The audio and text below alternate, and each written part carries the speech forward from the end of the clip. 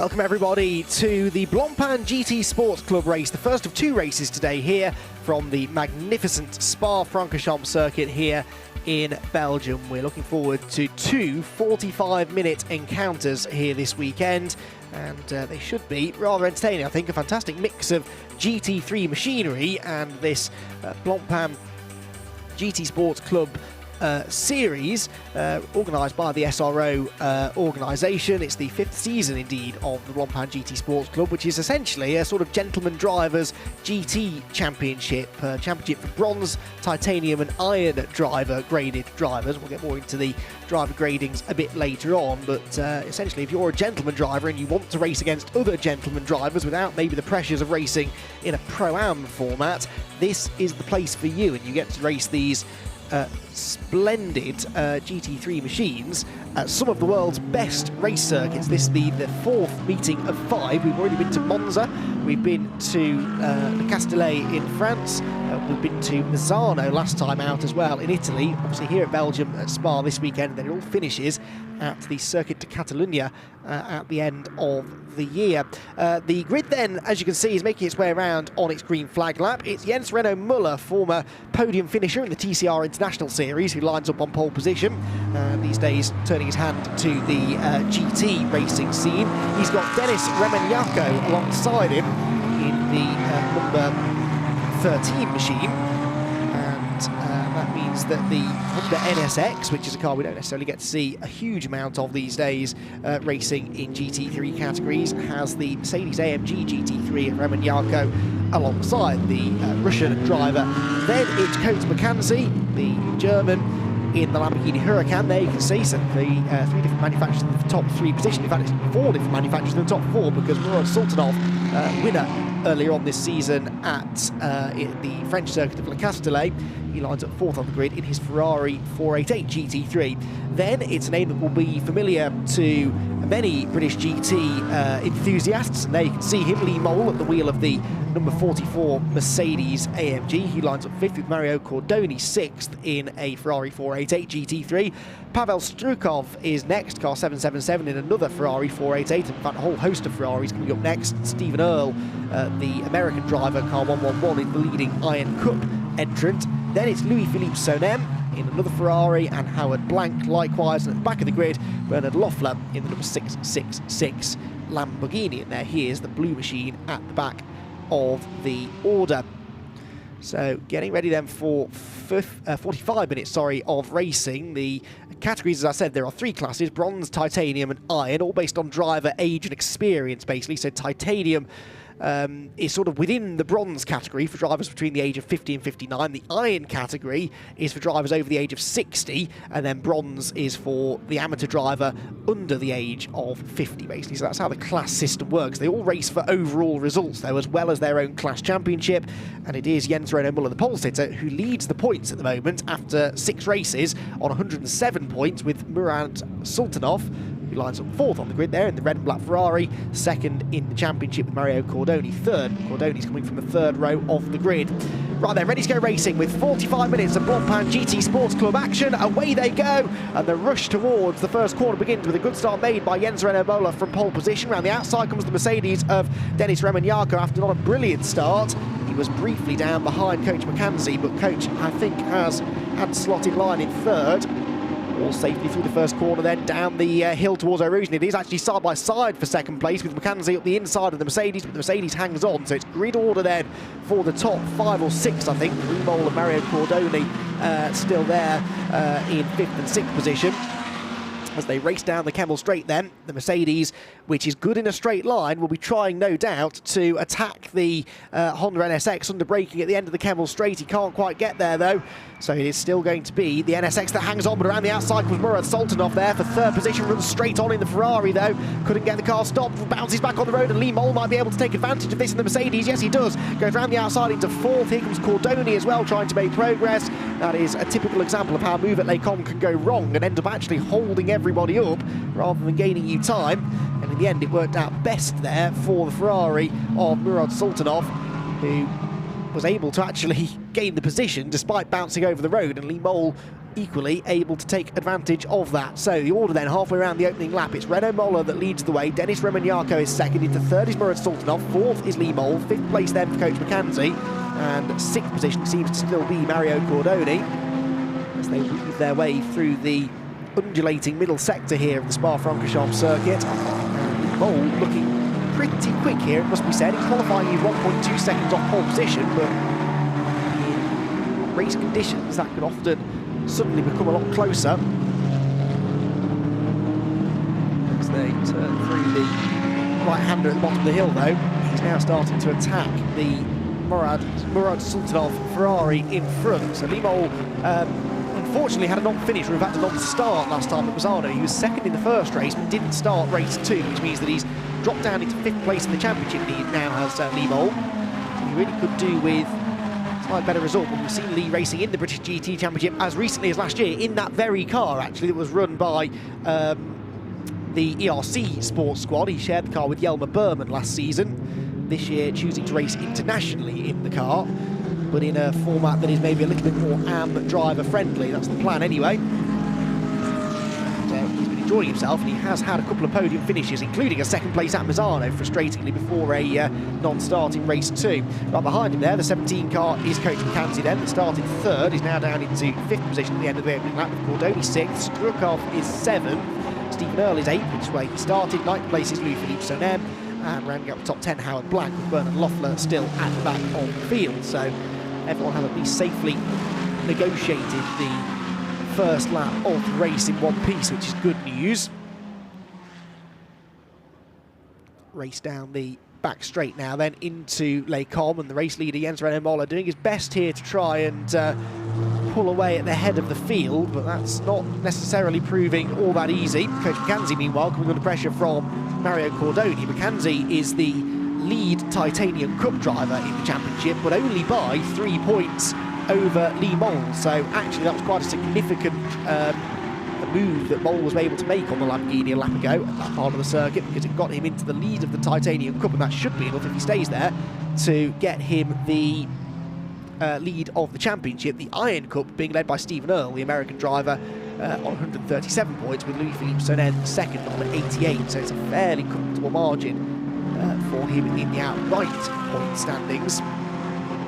Sorry, in the Iron Cup point standings. In the outright standings, of course, he's a bit further down the order, but Mole in contention potentially for 2 championships this year if he can try and pick up a couple of race victories here in the final part of the season. But that is certainly not easy. This is a competitive field, this, and all AM drivers enjoying their racing, but certainly racing for a championship. They wouldn't be doing this if they didn't want to win.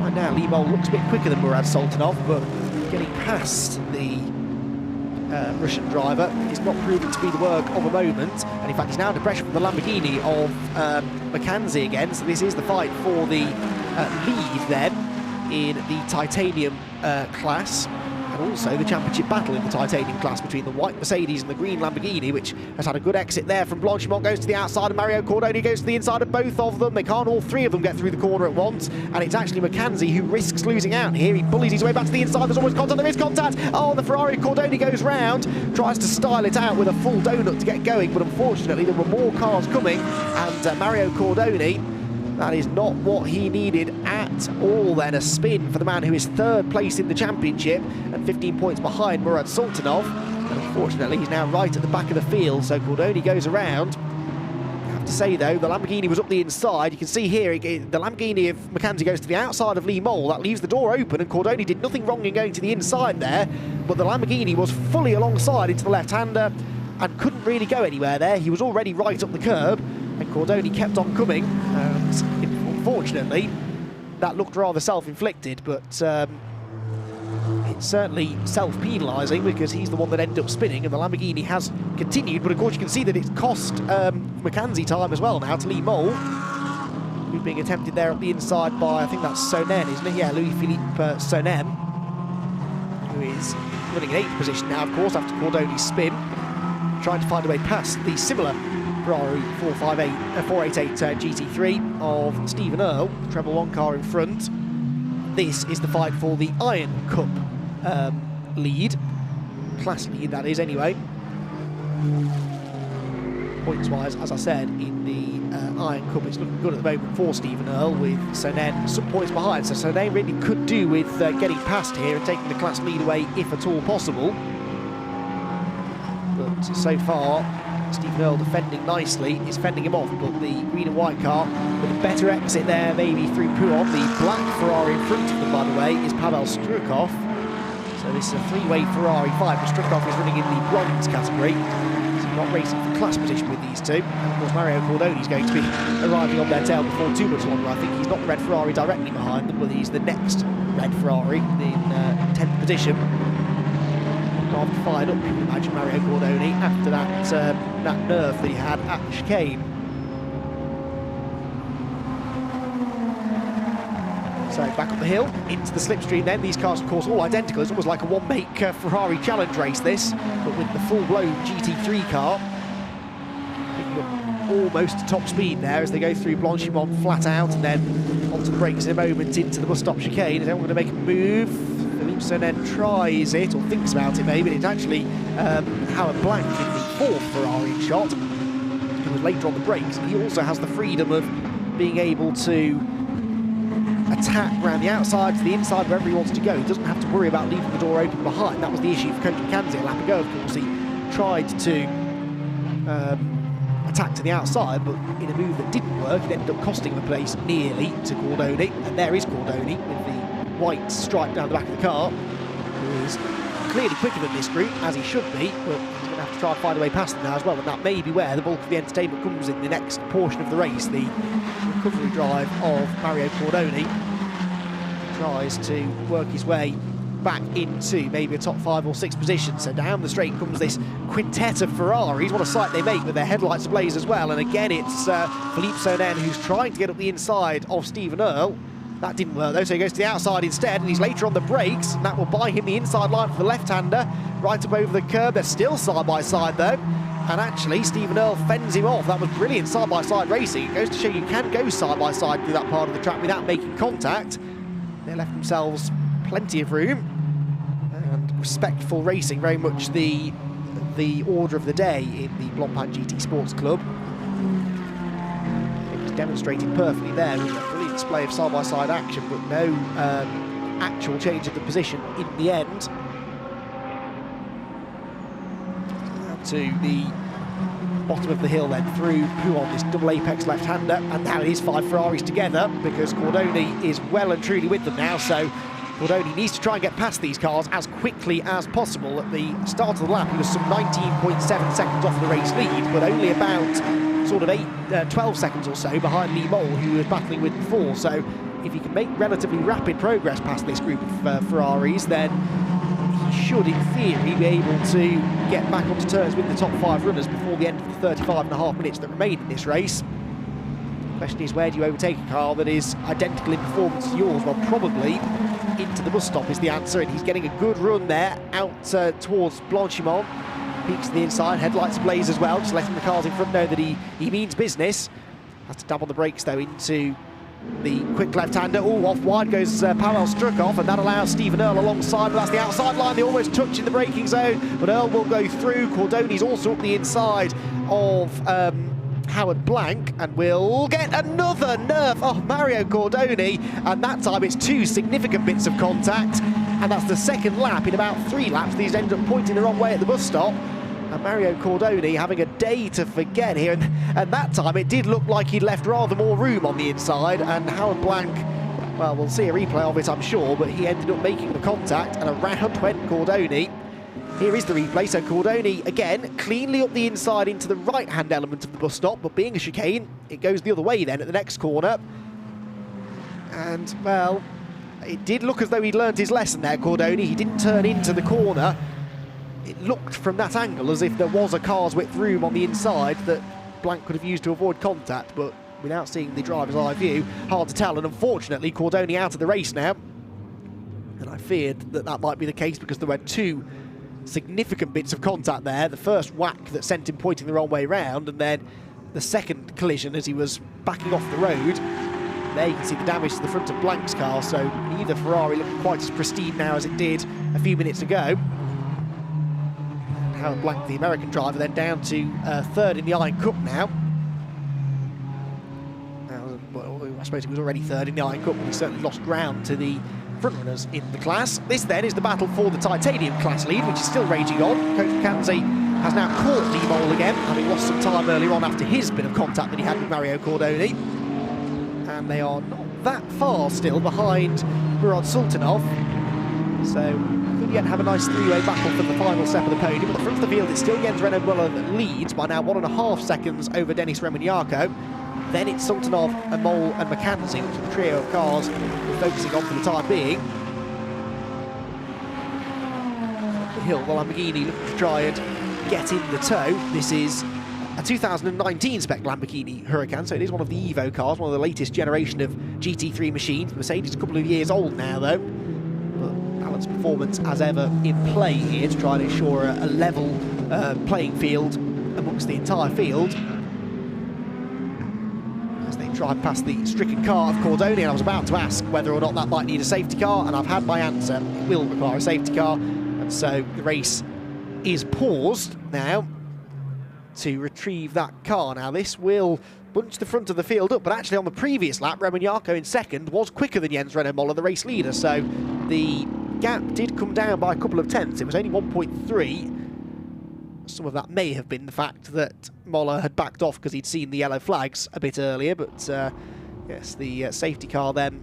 Oh, in fact, a full course yellow they're going with, so not a safety car, it's a full course yellow, which is a bit like a code 60 basically, so everyone has to slow down to a pre-agreed speed, which is usually about 60 kilometres an hour, and that means no overtaking is allowed, but also it means that they don't all bunch up behind the pace car, which is a good plan in a way, because obviously if you've pulled out a big lead, the last thing you want really is for that lead to disappear because someone else went off the road, and there is the man that went off the road, or was taken off the road, as I'm sure he will say. And the second part of the bus stop chicane, he will be having a few meetings, I think, after the race is done with a couple of drivers in order to discuss what was going on out there. Here's the first start of the race, and Jens Renaud-Muller from pole position then got the hammer down and led into the first corner. It was grid order really amongst most of the front runners. Lee Mole there did get a good start on the inside of row number 3, but wasn't able to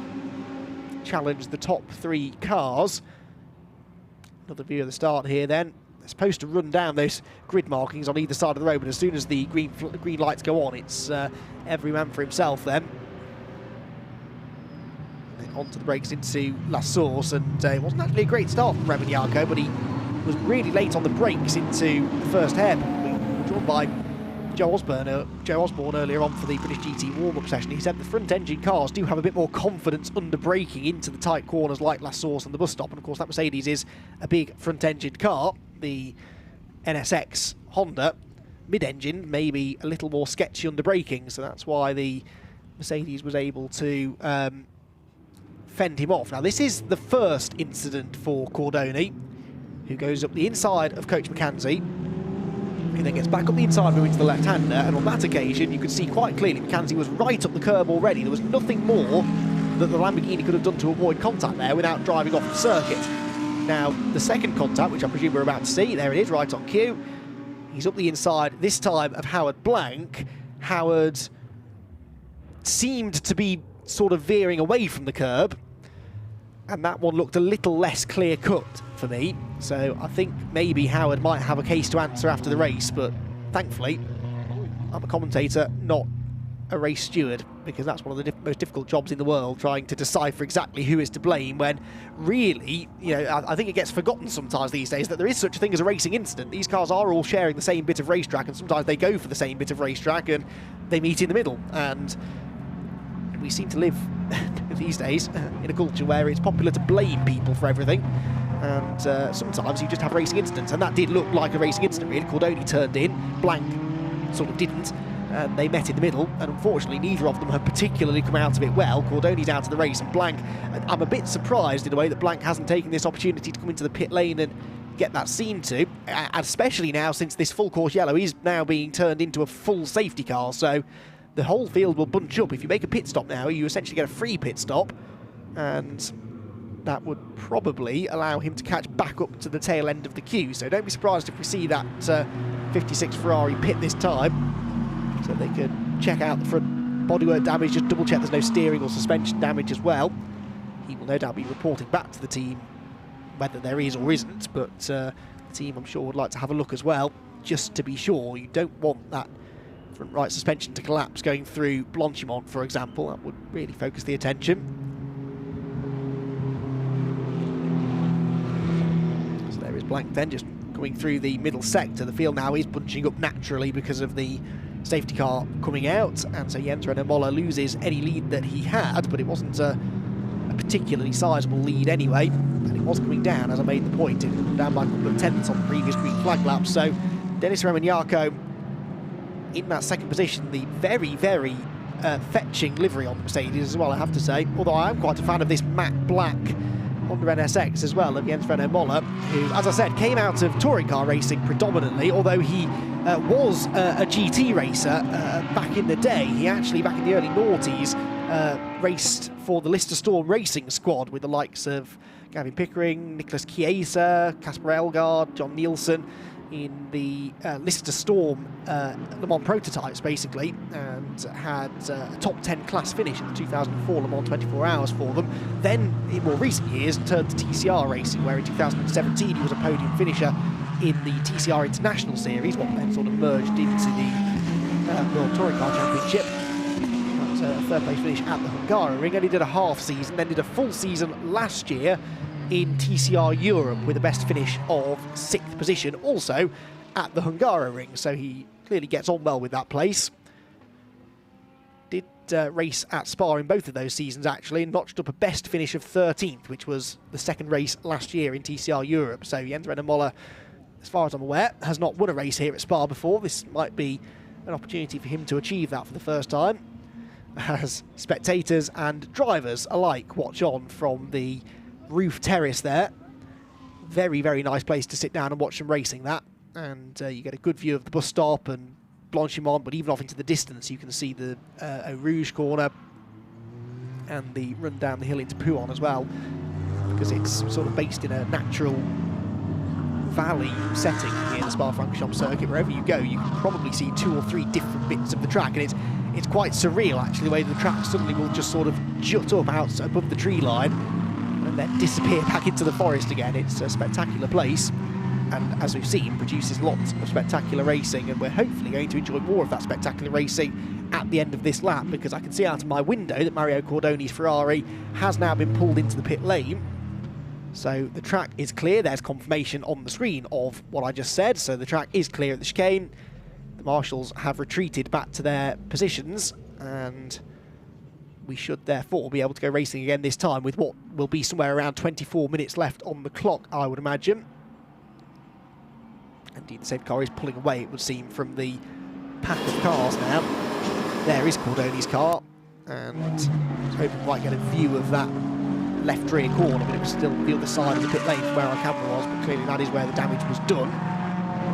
There is the corresponding front right corner damage on Howard Blank's car, and Howard still hasn't pitted, so he clearly feels that either the car isn't going to be fixable anyway in a short time, so he may as well just limp home, or maybe he feels that it's not actually affecting him too much. It's certainly going to affect the aerodynamics, but the splitter seems intact more or less, which is what generates most of the front downforce.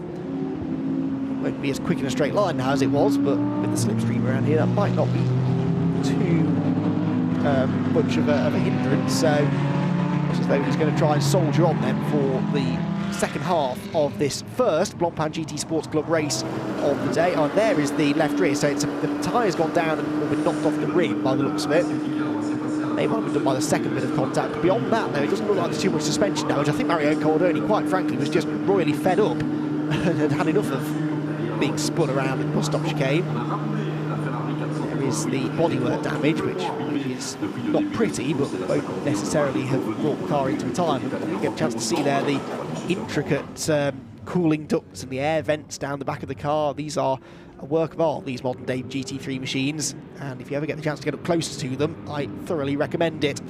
Well, you wouldn't want to get too close to these cars, though, because they're about to start picking up the speed. The race is about to restart with the SRO Motorsports, the race leader in the Honda NSX GT3 Evo, and the Mercedes of Denis Remignaco right behind him. Those two have already made a small break over the rest of the field. The gap is only half a second between the top two now as the race gets back underway then. Into La Source they go. The Mercedes immediately looking racy here. Late on the brakes into La Source. The NSX runs wide over the curb, and so Remignaco should carry more speed down the hill into Eau Rouge. And then we'll see on the exit who's got the ponies in a straight line. Your money would probably be on the Mercedes, but that's with the balanced performance, it should be fairly equal. Third place for Sultanov, fourth is Lee Mole with another Mercedes, fifth the Lamborghini, one of two Lamborghinis on the grid.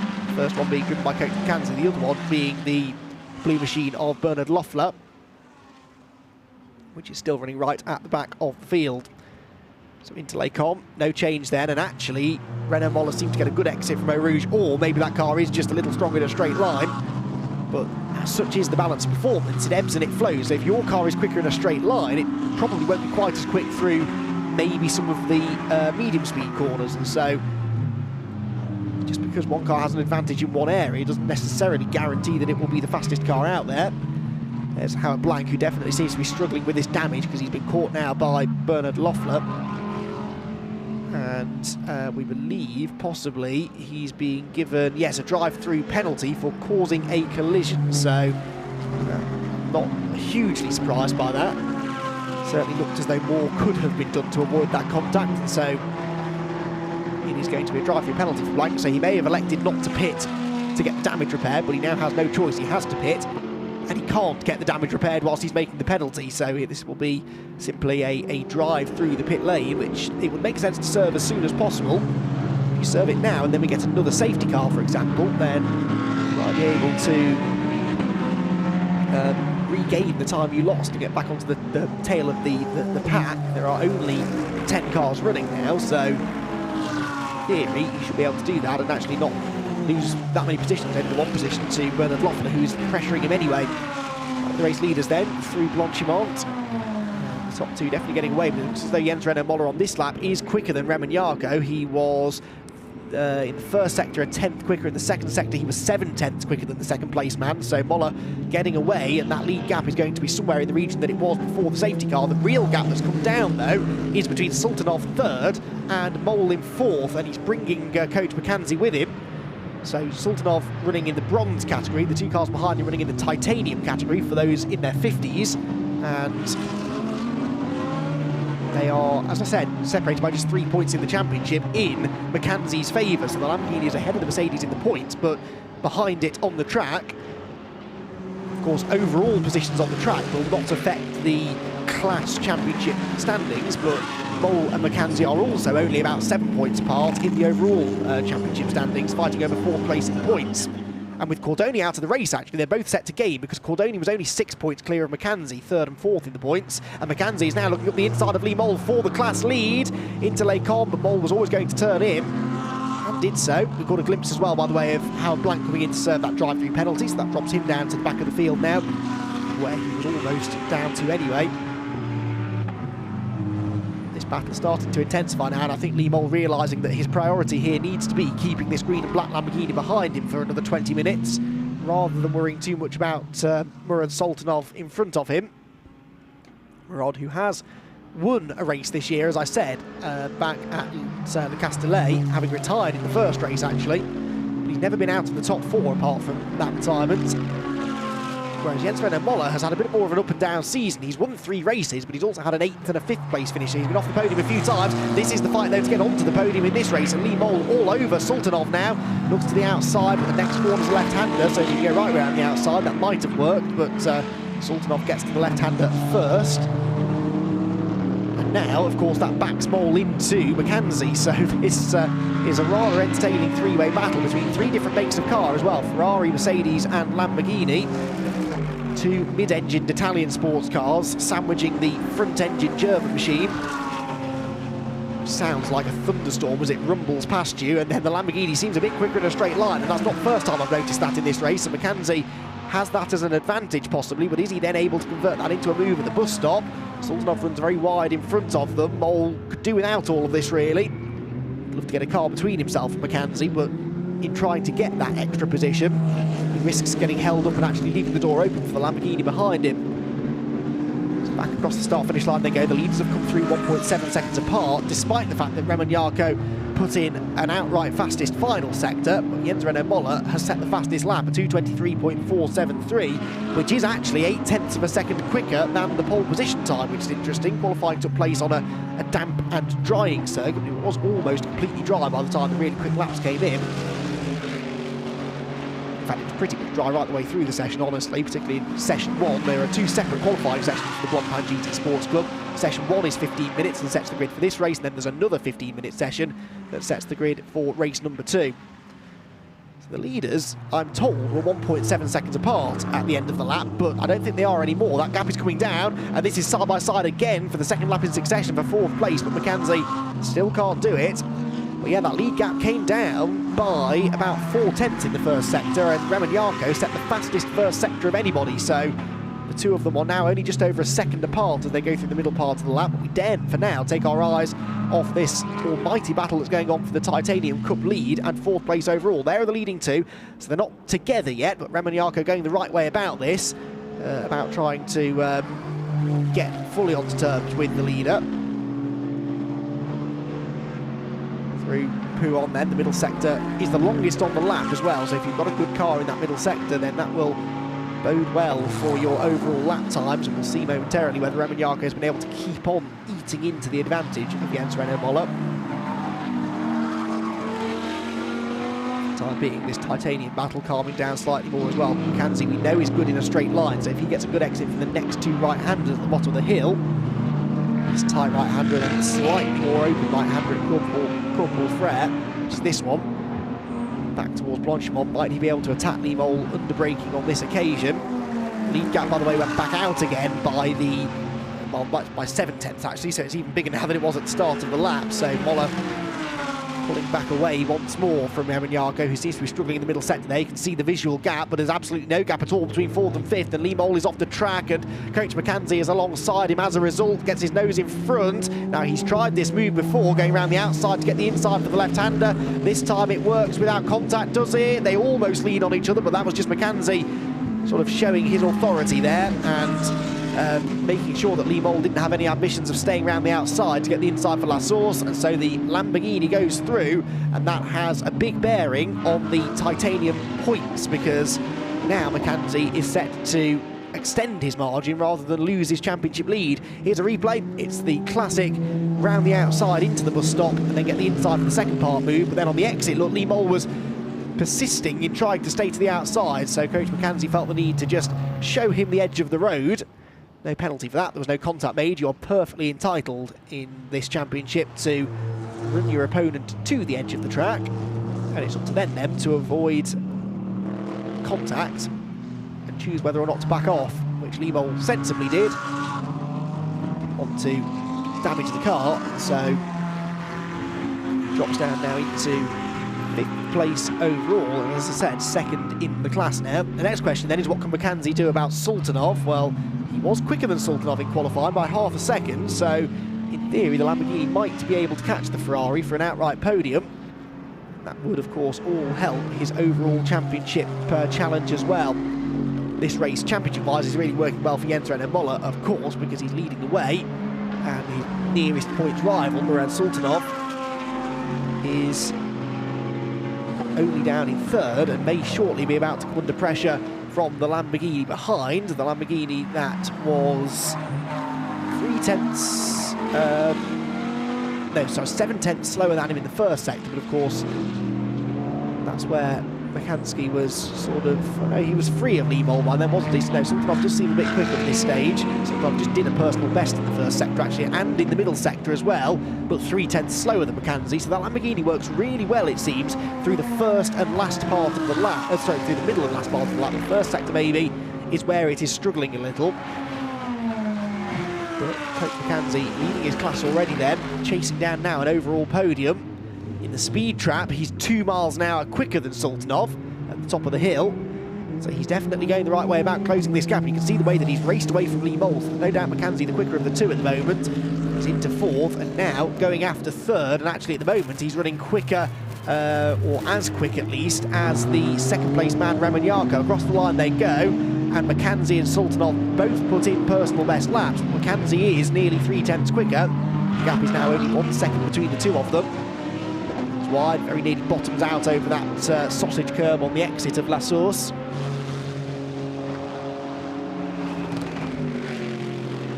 Didn't actually get a great exit from the first quarter. So again, you can see there, that's where the Ferrari seems to have an edge over the Lamborghini through the first sector.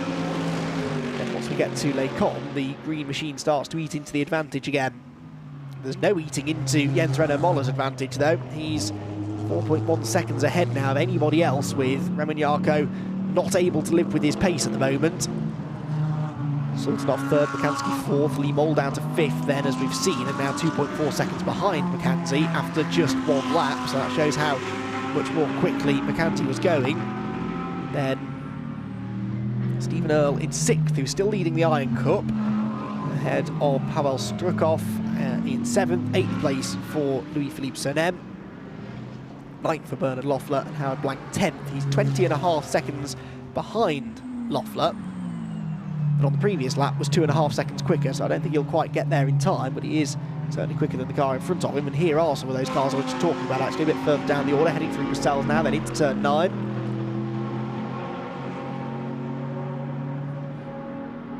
And as they prepare to descend the hill once again, then this is the fight for sixth position. So Stephen Earle, the red car, is the Iron Cup leader. Black machine is Pavel Strukov, who is a bronze driver. All of these drivers are bronze graded. If they were to race in something like the British GT Championship, for example, they would be ranked bronze, but this is a series just for bronze drivers, so there are then subclasses and different ways of separating the bronze drivers from each other, as I said, based on age. So that's the only reason that Strukov is not in the same class as those around him, but he's certainly very much of the same sort of speed, clearly. So it's a good system, really. You get to fight for your class honours, but also have a race for overall positions.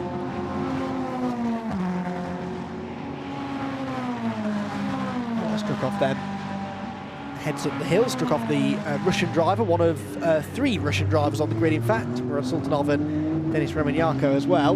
There is Sultanov, who on that lap seemed to have extended his margin over McKenzie, had he? Yes, by 7/10. It was another personal best for Sultanov after a green second and third sector. Very close now, they're behind as these two Ferraris come across the start-finish line.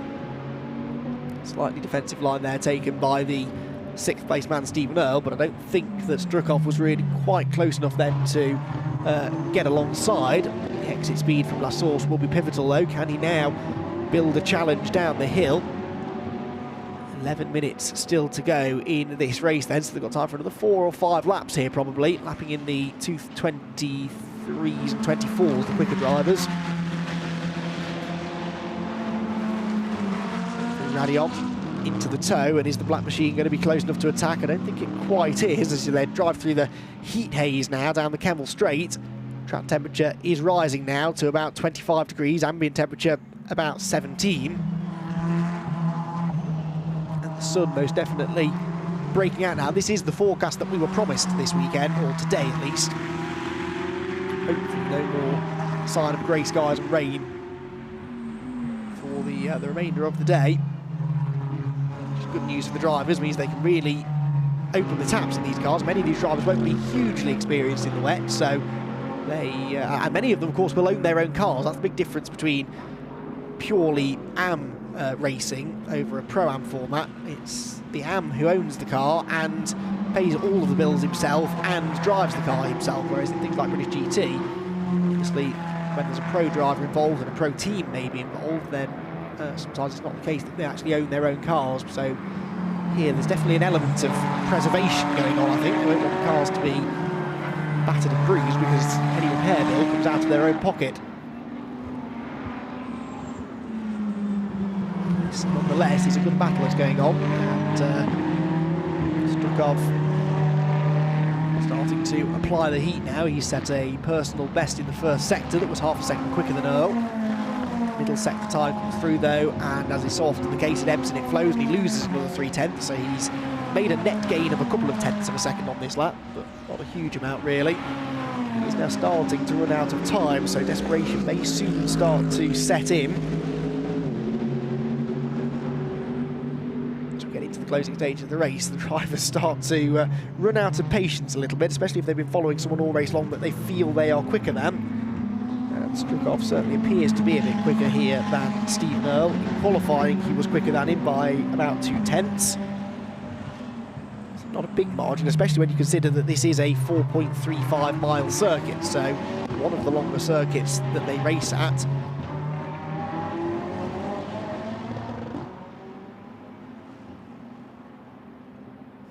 So to see the lap times quite as close as they were is impressive. Ooh, good exit this time through Eau Rouge there for Strukov, and this time surely he's going to have a go heading down the Kemmel Straight. But we see a defensive line taken by Stephen Earl. Not yet. He won't defend unless he absolutely has to.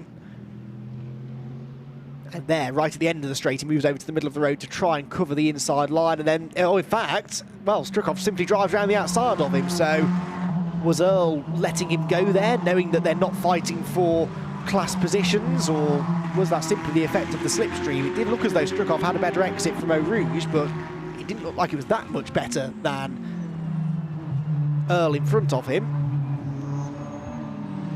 Either way, that is the result then. So the black machine moves ahead, Strukov into 6th position, in the end relatively unchallenged. Now will do his best to try and pull clear at the front of the field. To the closing stages then of this 45-minute encounter. Here's the replay. You see, he wasn't really fully alongside. That has all the hallmarks really of a wave by, which is sensible in a way, because it means that, you know, the last thing that Stephen Earl wants to do is throw away an Iron Cup class victory for the sake of fighting someone who's not even in the same class as him. So that was probably sensible. Stephen Earl, of course, is defending this points lead in the Iron Cup as well, so safe and sensible strategy there, I think. Now the leaders were 2.8 seconds apart a lap ago, and now they're 1.1 seconds apart. So Jens Renaud Moller, has he had a moment? Is he running into tyre difficulties maybe? Well, in the first sector on the previous lap, he was 7/10 slower than Roman Jarko. In the middle sector, he was another half a second slower. So, and then in the final sector, he was slower again as well. Yes, so it really did come down on that lap, and Roman Jarko put in nearly a personal best lap. So the Mercedes is all of a sudden starting to bring some life into this battle for the race lead. Out of Radion then, up the Kemmel Straight, this deceptively steep uphill run. As they make the climb towards the highest part of the circuit, the original racetrack bears off to the left there. And then the new, I say new circuit, it's been in use for quite some time now, of course, but the Spa layout we know and love now continues on, and it's the Mercedes that definitely has the grip at the moment. That looks as though the Honda has run out of tyres, because the extra speed that Roman Jarko was able to take through Les Combes there was noticeable to the eye. Now there are 6 minutes, just under 6 minutes left to go for Roman Jarko to try and find a way past here. Down the hill, Jens Renaud Moller trying to figure out now where that Mercedes is quicker than him. Right now it seems to be through the corners that the Mercedes just has superior grip, although through Pouhon the Honda just stretches the advantage again. First sector on this lap actually was a personal best for Moller, but Roman Jarko was still a 10th quicker than him, and in fact he runs wide, and Roman Jarko's alongside now, trying to go right around the outside to get the inside line for the next right-hander. He's almost in the gravel, can't quite do it, but all of a sudden this race has burst into life with the race leader suddenly mysteriously slowing, and Dennis Roman Jarko is now really sensing the opportunity to go and get a race victory. Roman Jarko so far this season has not raced with us. In fact, he only raced with us at one round, which was at Le Castellet, where he had a 7th and a 6th. So Dennis Roman Jarko doesn't have a championship to worry about here either, which Muller does. So that might also play into the hands of the Mercedes. He's got much less to lose. He's got much more braking capability as well. Although he's almost at the back of the Honda. He braked significantly later than the leader there, but it was actually the Honda that ran wide slightly into the corner. So the Mercedes working remarkably well as they head now onto the next lap of the race then. This lap number 16 that they're starting. And the gap is now down to less than half a second. We don't need the timing screen anymore. We can see it. It's less than a car length as they turn through La Source. And the Mercedes with a much better exit there. Tries to cut back on the exit. Sultanov is a a relatively safe third still, with McKenzie and Mole fourth and fifth now separated by nearly 10 seconds. So this is the battle for the race victory, and the Mercedes looking to get another good run out of La Source. Really carries the speed, uses the curb on the left and the right hand side of the circuit, and then heads into the slipstream up the hill. Is it quick enough, though, that Mercedes in a straight line to be able to challenge into Les Combes? We know he's quick through Les Combes. We saw this on the previous lap. Jens Renault Mola late on the brakes, as late as he dares. First sector time is actually quicker for the race leader by a couple of tenths, but as I said, I don't think that's of particular relevance now that they're running nose to tail pretty much. It's not really about lap times. The only way that Roman Jarko is going to go any quicker than he is by getting past Mola and using the clean air, so he will want to try and do this as quickly as he can. There is Sultanov, there's McKenzie fourth, the top four now separated by less than 6 seconds, as Renault Mola again is wide. The car just doesn't look like it wants to turn. The front tyres almost seem to have gone away more than the rears. Not necessarily what you'd expect from a mid-engine rear-wheel drive GT car, but that seems to be the case. Other than that, or he's damaged the car in some way over a curb, but there's no obvious sign of that. It just looks as though the Mercedes has better long-run speed. Jens, of course, sort of went off like a scolded cat at the start of the race and again after the restarts. When the tyre pressures were low, he was really taking the most out of the tyres, whereas we saw Roman Jarko on both occasions was fairly circumspect, and that might just have come back to haunt Mola in this latter part of the race. We'll have one more lap after this one then, so Roman Jarko, if he's going to do this, has to get a move on. He has to do it as soon as he can, and he's within striking range again now as they head towards Blancpain to the bus stop at the end of the 16th lap of racing. So Mola will surely have to defend now into the next right-hander. The Mercedes is a car length or so back. That is just about within dive-bombing range. Can he get to the inside? No, goes to the outside, sort of. Not really to try and overtake, just to try and get the better line through, and crucially out of the chicane to carry the speed down the pit straight. They flashed past me then, and it looks as though they were fairly equal off the final corner, and indeed lap time-wise they lap 1/1000th of a second apart. It was a 26.384 for Mola and a 26.385 for Roman Jarko, so almost identical pace, but Roman Jarko is even quicker off La Source this time. Onto the final lap of the race they go then, and Jens Renault Mola is going to have to really get his elbows out here on the final lap of the race. Uses the curb through Eau Rouge.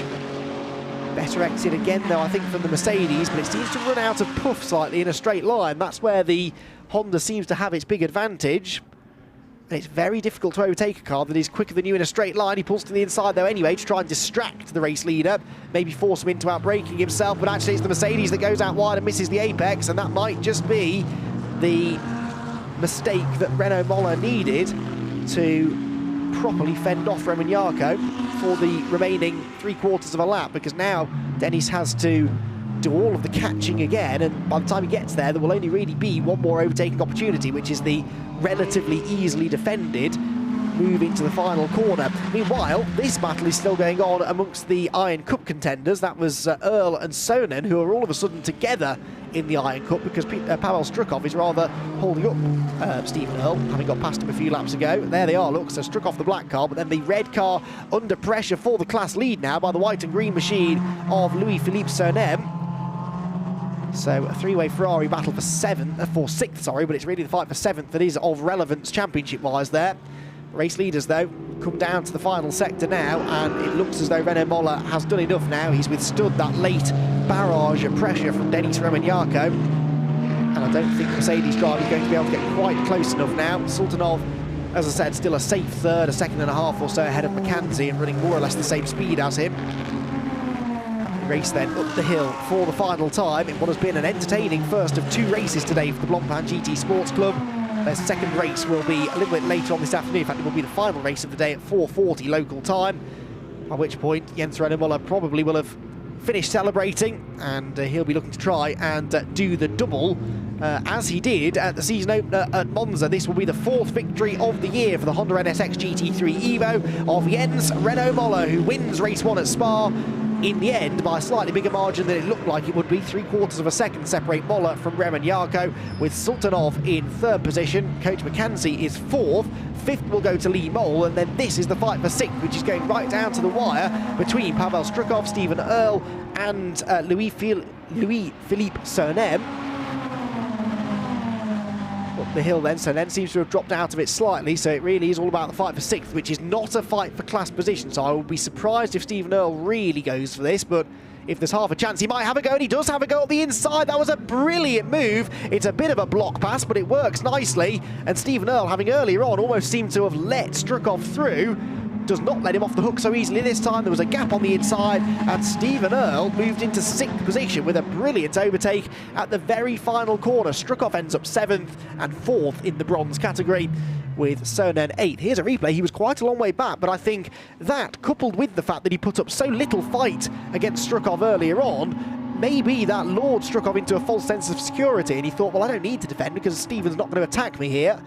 And then, well, if that is the case, it was brilliant mind games, and it worked beautifully well for Stephen Earle, who was able to secure the Iron Cup victory, which he was going to take anyway, but also finish 6th position overall. Of course, that doesn't have a bearing on the grid for race 2. That's already been set by the second qualifying session, which will see Renaud Muller on pole position again, but Sultanov on that occasion will line up alongside him. And Remignaco 3rd, so we'll see a slight shuffle of the order. There goes Howard Blanc, by the way, just crossing line to finish the race, a rather lowly 10th position in the end. Jens Renaud Muller then wins here at the Spa-Francorchamps circuit, and the Honda, as I said, is a popular GT3 car around the world. Of course, in Asia it's very popular, also over in America, but not one that we see racing usually in things like British GT, so it's nice to have that car on the grid. Here's confirmation then of the victory for that car. Jens Renaud Muller with the win, his 4th of the season. 2nd place goes to Denis Remignaco, his best result of the season so far, whilst Murat Sultanov racks up his 5th podium finish of the year. Coach McKenzie is 6th, and he will take home the titanium class lead to extend his points lead over Lee Mole, who was 5th and 2nd in class. Stephen Earle in 6th position then got that 6th place on the last corner, was already on course for an Iron Cup victory. Pavel Strukov is 7th. Sonen there, Louis-Philippe Sonen in 8th position, is 2nd in the Iron Cup, ahead of Bernard Loeffler, and Howard Blanc, after his contact that he had with Mario Cordoni, finishes 10th. Cordoni, the only non-finisher and the car that caused the safety car to come out, but in the end it was ruled that that incident was Howard Blanc's fault. He was dished out a drive-through penalty as a result. So Jens Renaud Muller then is pulling into the pit lane now, and will very shortly begin his podium celebrations in earnest. Denis Remignaco, I think, will be quite happy actually though with that 2nd place, and the fact that he had such good long run pace will bode well for race 2. I'm sure Renaud Muller and the Renault Racing team will make a few adjustments to the car before race 2, maybe to try and counter that apparent tyre wear that he seemed to be suffering at the end of the 45 minutes with the safety car as well. So that's surprising in a way that he was struggling so much at the end and struggling to get out of the car as well. There is no graceful way of getting out of a modern day racing car, I'm convinced of that. Jens Renaud Muller looked perfectly poised out on the circuit. He is your winner on our first Blancpain GT Sports Club race of the day. I always enjoy earwig on these conversations between the drivers and the teams at the end of the race. When the adrenaline's flowing, the drivers can come out with some interesting little notes. Denis Remignaco taking his time to get out of the car, but he drove well in the Mercedes to a 2nd place finish. Fastest lap though did go to Renaud Muller earlier on in the race. That was a 2:23.473. There is Jens. He's probably thinking, well, that was close. That was closer than I wanted it to be. Very, very impressive performance though for Jens. There is Remignaco out of the car now, looking rather calmer. And no doubt a little disappointed not to have been able to claim the race victory, but he's got another race later on in order to try and do that. He will, as I said, have to start from 3rd on the grid, not 2nd. So 1 extra position further back. It's a big hook though from the other half, who is on hand to support and cheer on. Fabian, do I have to switch off ignition? Are you sure? The answer to that might have been yes. Maybe you do need to switch on the ignition. There is Sultanov then. He finished third. Coach McKenzie, the German driver, came home fourth and won his class as well. It's always so nice to see drivers getting out of their cars at the end of the race and having a good chit-chat and a laugh and genuinely enjoying what they do. Some branches of motor racing can be all too serious, I think, and it's really nice to have this sort of back-to-basics approach almost, where the drivers are very much doing it for their own enjoyment. These drivers are under no illusions that they're going to become the next World Endurance Championship champion. They're very much here to enjoy themselves and get the chance to race these splendid machines at some of the best racetracks in the world, and against, crucially, like-minded competitors. That's the best part of it. And we saw several examples in that race of the very gentlemanly driving going on, but still one or two moments where things got a bit closer than they should have done. Here then are some of the highlights then of our first 45-minute Blancpain GT Sports Club encounter, with Jens Renaud Muller starting the Honda NSX GT3 Evo from pole position, and he led into the first corner and led every corner after that, but it wasn't quite as simple a ride as that would have you believe. Second place was held by Denis Remignaco, as most of the grid in fact stayed in grid order through the opening couple of corners. Briefly, Coach McKenzie was alongside Remignaco into Eau Rouge, wasn't ever actually able to challenge, and from that point on, the rest of his race was spent battling Lee Moll for the titanium class lead. Lee got past him in the early stages in the number 44 Mercedes, and the ERC Sport machine was involved in one of the best fights of the race. So too was Mario Cordoni, who was alongside Coach McKenzie and then turned into the corner when Coach was still there. Contact was made and around went Cordoni. That would not be the last time we saw that happening at the bus stop.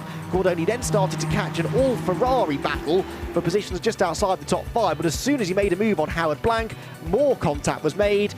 That contact was significant enough to damage the rear left corner of the 51 car. There was damage to the front right of Howard's car as well, but that would not be what brought him into the pit lane. It was a drive-through penalty that was awarded as a result of that contact, which also brought about a safety car so that Cordoni's car could be recovered. Then we got racing again with Jens Renaud Muller out in front. Remignaco stayed right with him off the restart before initially starting to drop back slightly. Howard Blank served his drive-through penalty for the contact, whilst in the Titanium Cup there was a change for the race lead eventually, but Coach McKenzie really had to work with it in the end. After trying the inside line on numerous occasions, it was the outside at the bus stop that worked. He got to the inside through the second part of the final corner and moved into a class lead that he would hold to the flag. Further back, meanwhile, Pavel Strukov was racing away with Stephen Earle. He was allowed through down the Kemmel Straight, and it looked as though he'd hang on to that to the flag. Jens Renaud Muller, though, was your race winner, with Remignaco in second and Murad Sultanov in third, but he will lose some ground in the championship now to Renaud Muller, whilst the Titanium Cup was won by Coach McKenzie and the Iron Cup by Stephen Earle, who also got himself into sixth place overall at the final corner. So good crowd on hand then here at Spa to enjoy the racing, and they've got a great view, those spectators in the grandstand opposite me, got a great view of the podium presentations that are coming up. Drivers taking their time to get to the podium because, as we saw, they've got plenty to discuss after what was a lively race. As the spectators watch on with interest. Get a great view from that main grandstand over opposite the pit straight. And fans young and old enjoying their day here at Spa in what is now much more pleasant weather as well. I know I'm doing the typical British thing of talking about the weather all day, but at Spa it is always a topic of conversation, and it's nicer now than it's been, I think, since I got here yesterday. Nice and sunny, temperature on the rise, and hopefully that will please the spectators who are milling around the circuit at the moment. So the podium presentations then about to get underway. Jens Renaud Muller, your race winner, will be making the very familiar leap onto the top step of the podium. As I said, though, he's had those couple of slightly more disappointing races where he wasn't able to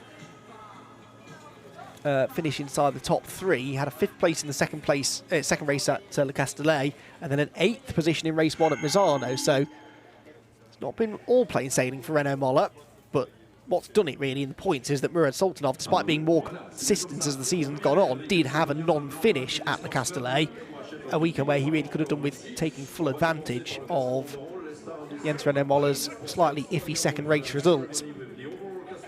One of the other perks of racing in this championship seems to be that everyone gets to go on the podium because there are that many different classes, and it would appear the top 3 from each class get to go onto the podium. So we will start then with our, I believe, overall podium finishers. So up they will go. There is second place man Denis Remaniako. Sultanov already on the podium, the Kessel Racing Ferrari driver, but the race victory goes to Jens Renaud Moller. Brilliant drive that was, had to really work hard to fend off the advances of Remaniako there towards the end of the race, but it is Jens Renaud Moller who gets to enjoy the national anthem.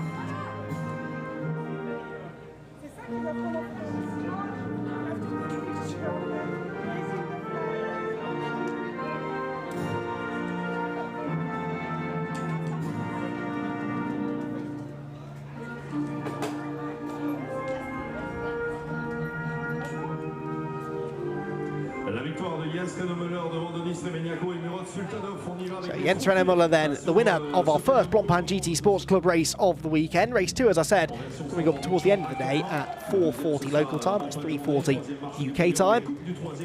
Now though, time for the drivers to sit back, relax and revel in the moment. I think that Denis Remaniako is possibly the happiest man on that podium with his second place finish. Jens Renaud Moller giving him a run for his money, as Denis gave him a run for his money during 45 minutes of racing. Photo time as well. Not the driver's favourite part of the weekend, I'm sure. They're much happier when they're locked away in their cockpits on their own, but here is there's a big crowd of people, team members and supporters down below that want to savour the moment. That is your overall podium then made. But there is still the matter of the titanium and iron cup as well.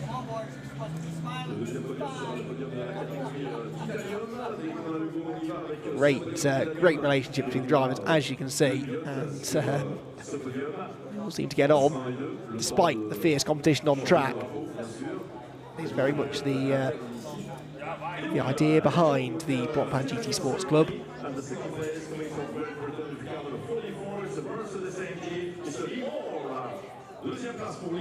Lee Mole then onto the second step of the podium because he was second in the Titanium Cup. And he'll be a little disappointed with that, I think, having led the early stages, but it was a nice battle he had with Coach McKenzie. But McKenzie came into the race 3 points ahead, will leave it a few more points ahead, obviously. And Coach McKenzie, the German driver, then wins the Titanium Cup, and yeah, will now definitely extend the points lead. He gets 25 points for a win, 18 points for second place for Lee Mole. So what was 3 points now goes up to 21 points between the two of them. They were the only 2 Titanium Cup entrants this weekend.